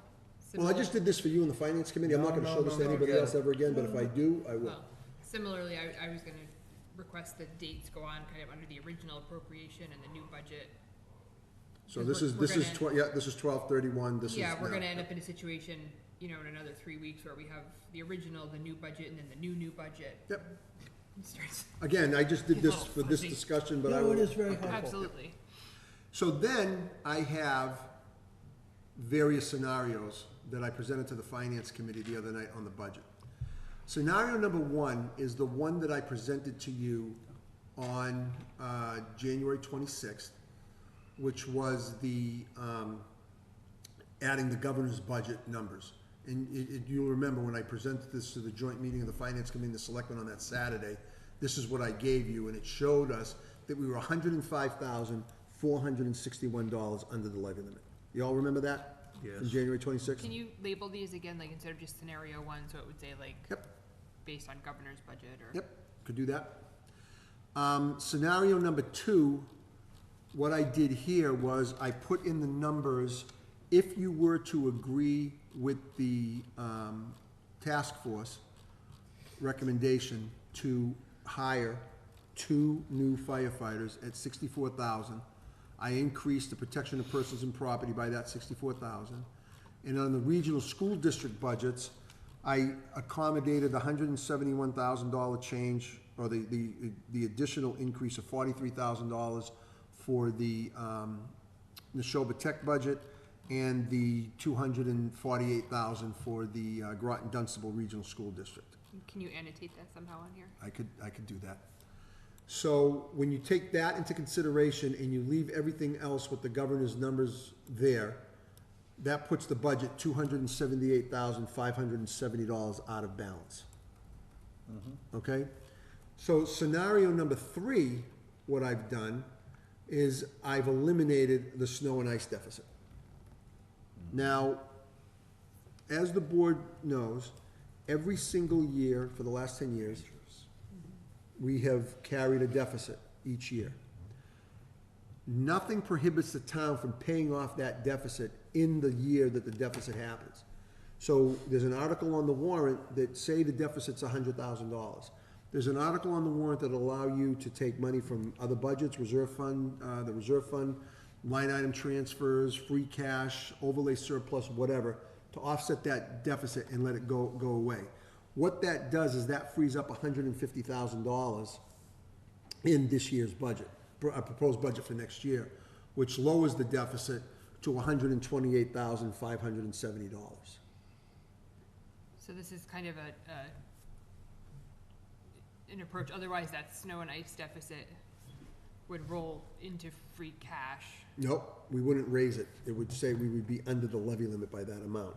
If you go back to this original budget, which I had presented to you, carrying a $150,000 deficit, and nothing else changes, and say we don't have that $150,000 deficit, right? This 105 would become 255. We would be 255 under the levy. It does not flow to free cash, we don't raise it. What I'm suggesting under scenario number 3. We leave it on the table, so to speak. Correct. What I'm suggesting under scenario number 3, if we need all this money, we don't raise it, and it lowers the deficit to $128,570. Does that make sense? Well, yeah, let me make sure I understand this one more time. Yep, Scenario please. 1 is what you gave to us on January 26th. Yep. Scenario 2 takes into account the addition of 2 new firefighters for fiscal '20. Yep. As well as Neshoba Tech's additional amount requested in the superintendent's budget as requested. Is that correct? And the school committee has not made a final decision yet. I just wanna make sure I understand that. You do, That would put 100%. us into a $278,000 roughly deficit Correct. situation. And scenario number 3 uses that same $278,000 scenario deficit, but you've offset that by eliminating $150,000 in the snow and ice deficit. thus leaving us at a $128,000 deficit. And any deficit in snow and ice in fiscal 19, we would have to clear up at Oh, the town meeting in May. How are we April. tracking on budget right now? At the time I presented it to the finance committee, That there was was the still 13th. 140,000 left. So you had 2 storms since then. So we're probably down as about well as a 60, de-icing event. Yep. You're gonna be very close. very close. You're gonna So we be- may have to use some money. We may have to offset it, if we go with this particular So scenario. then, assuming that the school committee sticks true to the superintendent's budget, and if we were to add 2 new firefighters, we would find ourselves in a $128,000 hole, and that's before you add $50,000 for Broad Meadow Road. That's gonna be a one-time article, that doesn't affect That this won't number. affect this? No, this is operating. So how would you propose we fill the gap? Well, I don't know. I Sorry don't to know. put you on the No, spot. I don't know. I have a couple of ideas, but I'm not sure that a lot would agree with my ideas. So does this create an issue potentially for 2021? When we Regardless need of, to get that snow and ice deficit back in here somehow? no, because then we would, from now on, Allison, we would fund the snow and ice deficit each year at town meeting in April. We would So take this is every a- available fund. This is a pretty big paradigm It's a sea shift change. for how we're Correct. doing things. It's a This sea is a change. switch in how we do things. It's an absolute change in how we do things. Yeah. Yep. I don't see it as a problem. Nope. I just wanna make sure I understand what I'm looking at. No, it's a very good point. But yeah, this is a sea change on the way we've done things for the last 100 years, at least the 10 years I've been town manager as well. But I thought this was important to get this out to the board and update you and let you know exactly what was going on with these numbers. Does the finance committee have these 3 scenarios? Yes, I met with the Okay, finance committee when did I meet with them? The Judy. 13th, I think, right? When did I meet? You were there. A couple of weeks ago. A couple of weeks ago I met with them, yeah. So yes, On the the finance Thursday committee night. has this. I'm not sure when they're meeting again. I think it was a week ago last Thursday. We could go last Thursday, you're right. It So was after our then- meeting over at the school. So then, in order for the finance committee to weigh in on this, and correct me if I'm wrong, we need a couple things to happen. A, we need the school committee to take a vote on what the final budget number is. Which I believe is March 7th? B, we need the final March 13th? recommendation Yeah, I think from the 13th. the fire committee task force to come to us, and then for us to make a recommendation for the finance committee to determine. And that if the school committee votes the number that the superintendent has provided, and we were to vote for the 2 new firefighters, and we were to agree with the elimination of the $150,000 from the snow and ice deficit, then we would be faced with finding $128,570 in order to balance the budget. Is that correct? Thank you. So, Just need to understand this. we're, you know, this is where we are right now. And again, keep in mind, this is based on the governor's budget. I don't see the legislature making it less. And it also doesn't take into consideration for the schools what they're doing with school funding, which, that's a whole different battle. But if anything, I'm hoping that decision will be made after our town meeting and after the school committee votes the final assessment. So what I'm hoping is that it helps them in fiscal '21 by putting more money into their E&D account. You will notice, one of the things that the school committee chair said to the finance committee on the meeting that we're at, and please, ladies, you were there, correct me if I'm wrong, they were anticipating a $1.7 million free cash number certification, and they were gonna use a portion of that to offset their budget to maybe help this situation. She said that she was only speaking as one member. Right. Yeah, and she didn't want to support an override. So I thought that was wonderful. Unfortunately, you saw, I sent you out the free cash certification last week. It came in at 1.38 million. It didn't come in at the 1.7 she was anticipating. I don't know what happened there. John? I got a budget today from the schools. Yep. I I sent think it to you you. sent it out. I did. It's 142 pages, and I haven't gotten through it all yet. But it looks to me like what this budget has as a total budget for fiscal year '20 is $47,766,972.66. Correct. How does that stack up against what we were expecting? There, that is the number that they based the 21,573,025 assessment to Groton. Keep in mind, that 47 million is made up of Groton's assessment, Oh, I Dunstable realize, I know assessment, all that. I'm state just, aid. That's the number that 21,573,025 is based on. That includes, Connie, Connie, that includes their revolving accounts, their grant revenues. That's not Everything. just, Yeah.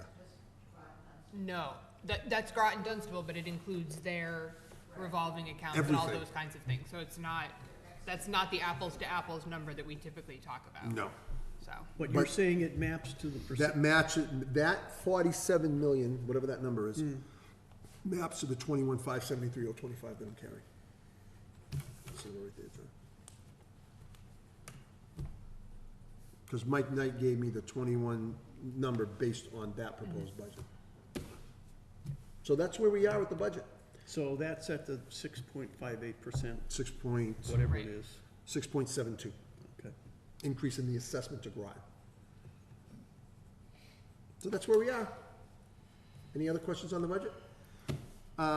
If you let me now, Allison, get into, there's no other business, I'd like to go into the ongoing issues. yep, Senior Center, building project update. We put the roofer on notice last week that he needs to remove the roof that he installed and reinstall the roof. He contended that they can patch what they did, and I contended that this is a brand-new building and we're not going to have a new roof. I mean, a patch roof on a new building. What did Bob Garside think? Bob agreed with me 100%. As a matter of fact, Bob liked the manner in which I handled the roofer at the meeting. I won't use his exact quote, but he was quite impressed with the way I handled it. So they're, of course, threatening lawsuits and all sorts of stuff is going on right now, but we are holding firm on it. The building committee met last week, and the building committee's position is the same as mine. You know, we do have a schedule that we were trying to meet, but building quality far outweighs schedule. And that's what we're operating on right now. And I'm gonna do everything I can as manager to manage this project, as I do with every other project that I manage, to make sure the taxpayers get what they want on this building, Get and what they they're will. paying for. Get what they're paying for, Absolutely. right, I'm sorry, get what they're paying for on this project. How much was the roofing portion of that contract? 170,000. And how substantially complete was, It was 50%, 83,000 they had billed for, which we pulled back. okay. So there's no money out of that budget to pay for the roof yet. It is pulled back to the town, so we're sitting on all the money. And what happens is if we terminate the contract with the roofer, then they bring in another roofer to do the project at the bid price. So it will not cost the town more money, but we will get what we paid for. I promise you that. But are we apt to lose another month while the There is potential to, that's why. jabber goes on Yes. about changing and all that? Yes, that's why I said the building committee voted that quality trumps schedule. So instead of being done in August, if we're done in October, so be it. And I think that's a good decision. Well, I thought we had already lost No, they still one felt. month based on bailing out Oh, that's true. the basement. That was the We lost August date. 1 month, right? Yep, they were supposed to be done in July, Okay, that brought it to August. August, okay. October. So now we're 3 months behind. Correct. At Yeah, best. but we've seen what happens when a roof was improperly installed in the library. Oh, yeah. In terms of No, I'm- mold, and now maybe $1.12 million in taxpayer expense, but that also includes the old building. Correct. And I will However, tell you. I agree with you in sticking firm that we need a quality product. Oh, no, absolutely. And I will tell you, the manufacturer right now has told us that roof in that condition, they will not issue a 30-year warranty on that roof. So we're not gonna accept a roof Right. that the manufacturer isn't gonna certify. So we're on top of it. I wanna let the board know that I'm doing my job and we'll get this done correctly. And I gotta tell you, Bob Garside and Greg Yanchenko are the two guys you wanna have on this project to make sure we get what we paid for. Good. They're doing a great job. so I fully support the way that that's been handled. Does that mean it currently, that nothing is going on site really while we resolve this roof thing? Or are there pieces that There they are can be pieces still working ongoing, on they can still that do are still- the exterior walling and stuff like that, they are still doing that type Yep. of work. Perfect. Nothing in the interior until this Right. week. Because, as Josh will tell you, what happened with the library, they did do interior stuff with the bad roof, and that caused all sorts of problems. Yep. Not gonna happen here.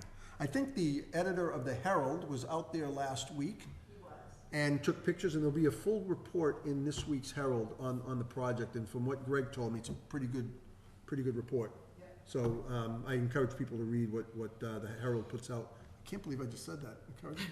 Neither can I, actually. I'm sitting here in amazement. You could quote him on that. quote me on that.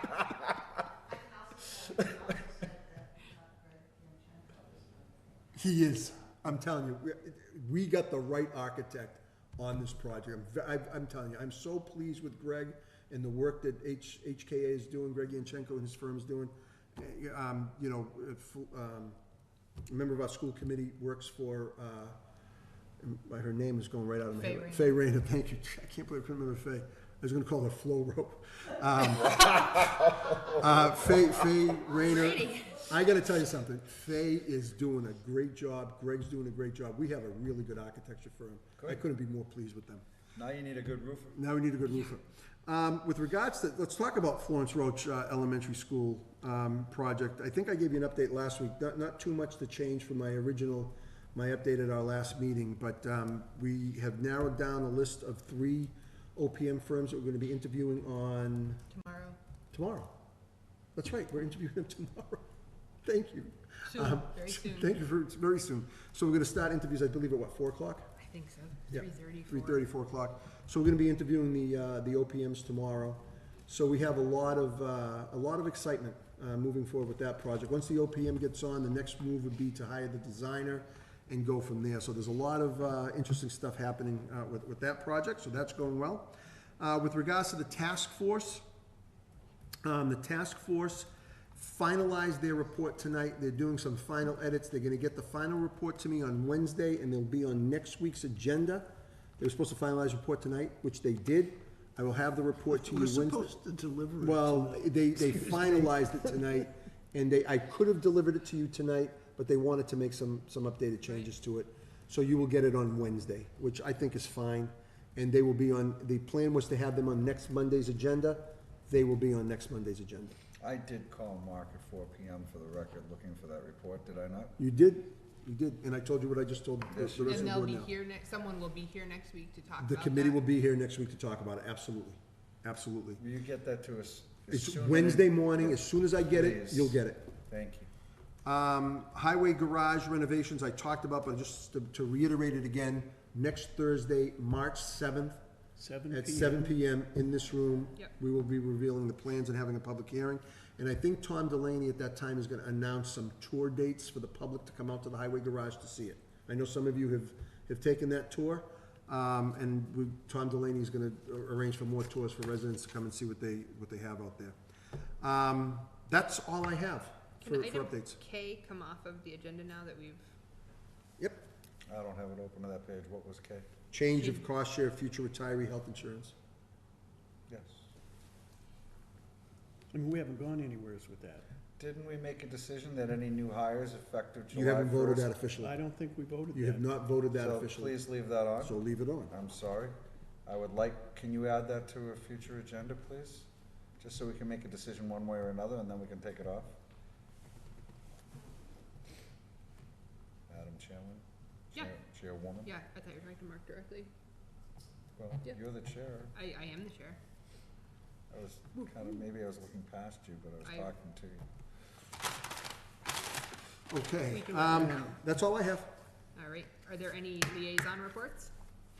Yes, it's sunny and warm in Jamaica. Thank you. We have 2 sets of minutes to review. The first is the joint meeting of February 6th with the school committee and with the finance committee. And appreciation goes to Tricia for letting us jump on their minutes. I reviewed them. I would entertain a motion to approve the joint meeting minutes of February 6th as presented. So moved. Is there a second? Second. Any other discussion? All in favor? Aye. Aye. Perfect. And then we have the regularly scheduled minutes of February 11th. Gonna have a problem with that. You can only, I can't vote on those. Yes, you can, but I can, I will not. You don't choose to. that's Well, a fine. quorum of the board voting tonight is 2. Okay, well, I mean, you can vote, I'm gonna abstain. Board that's can all still I'm saying. approve those minutes on a 2-to-1 vote, or 2-0-1 vote. because there's 3 of you here. Yep. 2 of you is a majority. Okay. I'll make a motion that we approve the minutes of February 11th as presented. Second. Any discussion, Joe? No, Okay. All in favor? I, Abstain. Abstentions? Allison, I have one other thing, if I may. Yeah. Dawn, doing her great research on that computer, it was actually the 2016 Springtown meeting that created the Home Recycling Revolving Fund. And it is ordered to place anticipated revenues collected from the sale of recycling equipment as well as monies received through related state grants, which can be used to purchase additional recycling equipment, advertise the availability of such items, and undertake recycling-related activities. They sell composting materials up at the transfer Yeah. station and things like that. That money is used, goes into a revolving fund, and when they get sold out, it's used to replenish that without coming back to the all budget. right. That's what Does- that fund, that reminded me what that was for. does the money for the yellow bags, Nope, that goes into our, that's in separate? that's separate. This is for stuff, composting materials and stuff like that Okay. that they sell up there. So maybe like that new glass crushing machine stuff. Exactly, stuff like Oh, that, like that going was to a the Stuff grant. like that in Oh. compost, Yep. all right, Yeah. I get it. We got So, that as a grant. that's done, which is good. Great. So, Any other items? no. All right, then I will adjourn us. We are adjourned. Thank you all. Thank you.